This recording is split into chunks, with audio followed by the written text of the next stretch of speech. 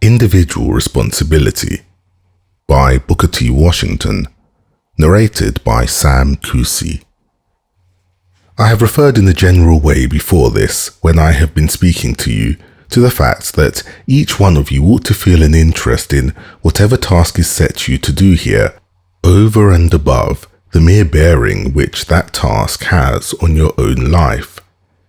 I wish to speak more specifically tonight on this subject, on what I may term the importance of your feeling a sense of personal responsibility, not only for the successful performance of every task set to you, but for the successful outcome of every worthy undertaking with which you come in contact. You ought to realize that your actions will not affect yourselves alone. In this age, it is almost impossible for a man to live for himself alone. On every side, our lives touch those of others. Their lives touch ours. Even if it were possible to live otherwise, few would wish to. A narrow life, a selfish life, is almost sure to be not only unprofitable but unhappy. The happy people and the successful people are those who go out of their way to reach and influence for good as many persons as they can. In order to do this, though, in order best to fit oneself to live this kind of life, it is important that certain habits be acquired, and an essential one of these is the habit of realizing one's responsibility to others. Your actions will affect other people in one way or another, and you will be responsible for the result. You ought always to remember this and govern yourselves accordingly. Suppose it is the matter of the recitation of a lesson, for instance. Someone may say, "It is nobody's business but my own if I fail in a recitation. Nobody will suffer but me." That is not so. Indirectly, you injure your teacher also, for while a conscientious, hard-working teacher ought not to be blamed for the failures of pupils who do not learn simply because they do not want to or are too lazy to try, it is generally the case that a teacher's reputation gains or loses as his or her class averages high or low. And each failure in recitation, for whatever cause, brings down the average. Then too, you are having an influence upon your classmates, even if it be unconscious. There is hardly ever a student who is not observed by someone at some time as an example. "There is such a boy," some other student says to himself. "He has failed in class ever so many times and still he gets along. It can't make much difference if I fail once." And as a result, he neglects his duty and does fail. The same thing is true of work in the industrial departments.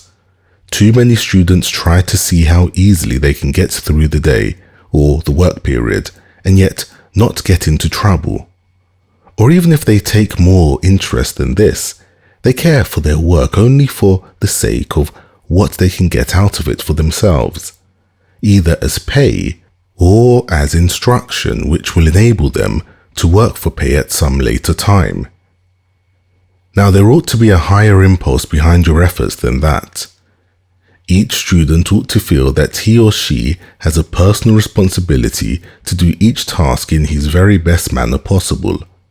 You owe this not only to your fellow students, your teachers, the school, and the people who support the institution, but you owe it even more to yourselves.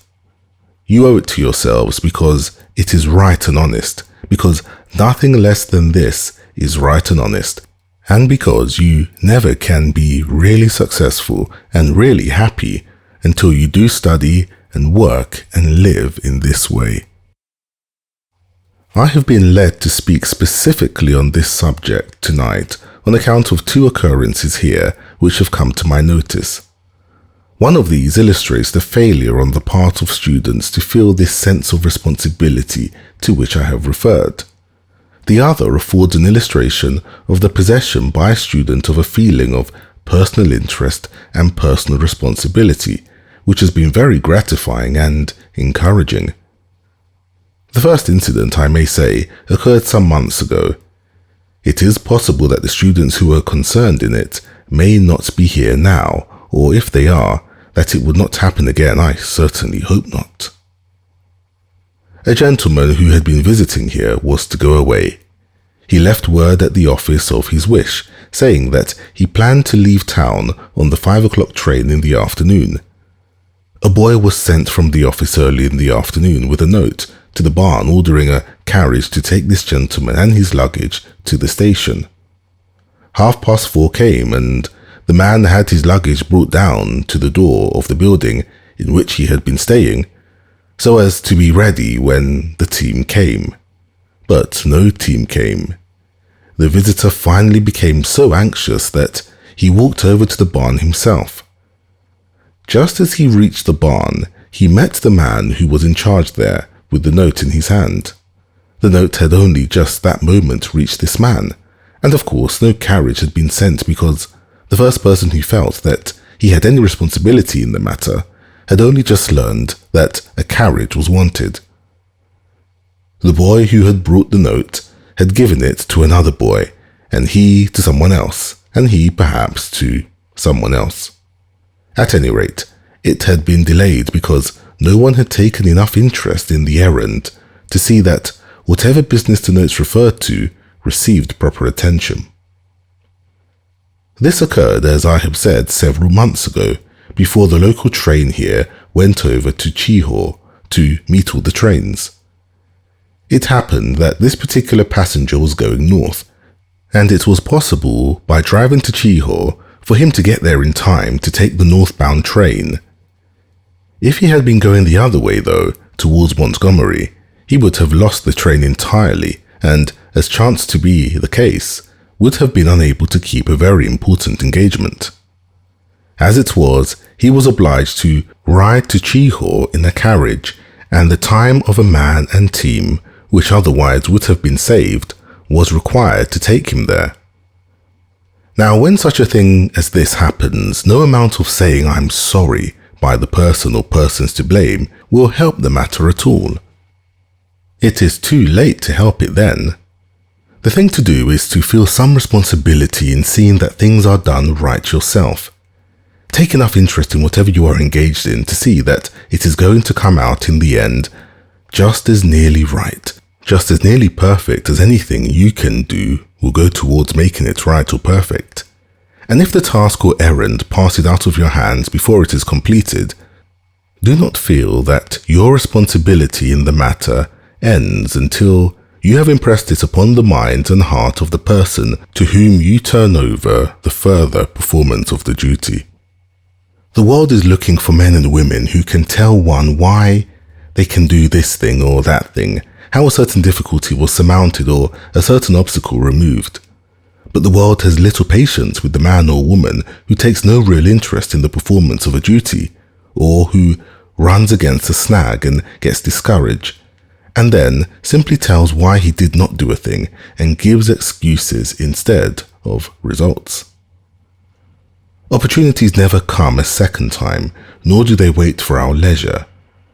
The years come to us but once, and they come then only to pass swiftly on, bearing the ineffaceable record we have put upon them. If we wish to make them beautiful years or profitable years, we must do it moment by moment as they glide before us. The other case to which I have referred is pleasanter to speak about. One day this spring, after it has got late enough in the evening so that it was not as a general thing necessary to have fires to heat our buildings, a student passing Phelps Hall noticed that there was a volume of black smoke pouring out of one of the chimneys there. Some boys might not have noticed the smoke at all. Others would have said that it came from the chimney. Still others would have said that it was none of their business anyway and would have gone along. This boy was different. He noticed the smoke, and although he saw or thought he saw it came from the chimney, and if so was probably no sign of harm, he felt that any smoke at all there at that time was such an unusual thing that it ought to be investigated for fear it might mean danger to the building. He was not satisfied until he had gone into the building and had inspected every floor clear up to the attic to see that the chimney and the building were not in danger.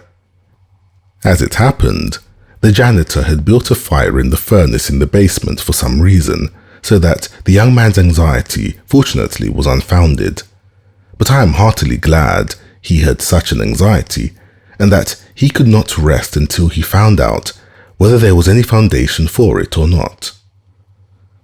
I shall feel that all of our buildings are safer for his being here, and when he graduates and goes away, I hope he will leave many others here who will have the same sense of personal responsibility which he had.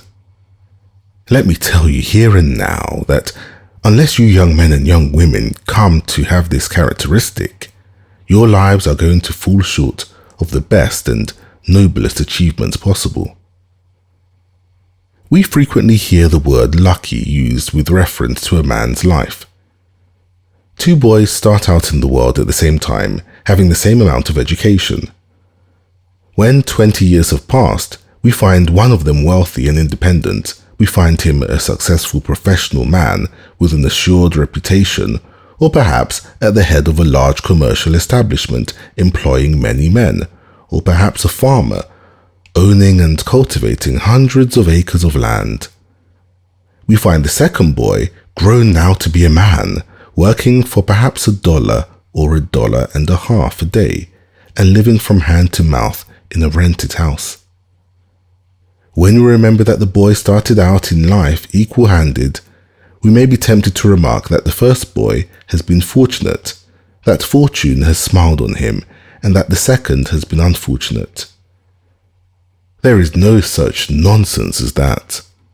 When the first boy saw a thing that he knew he ought to do, he did it, and he kept rising from one position to another until he became independent. The second boy was an eye servant who was afraid that he would do more than he was paid to do. He was afraid that he would give 50 cents worth of labor for 25 cents. He watched the clock for fear that he would work 1 minute past 12 o'clock at noon and past 6 o'clock at night. He did not feel that he had any responsibility to look out for his employer's interest. The first boy did $1 worth of work for 50 cents. He was always ready to be at the store before time, and then, when the bell rang to stop work, he would go to his employer and ask him if there was not something more that ought to be done that night before he went home. It was this quality in the first boy that made him valuable and caused him to rise. Why should we call him fortunate or lucky? I think it would be much more suitable to say of him, he is responsible.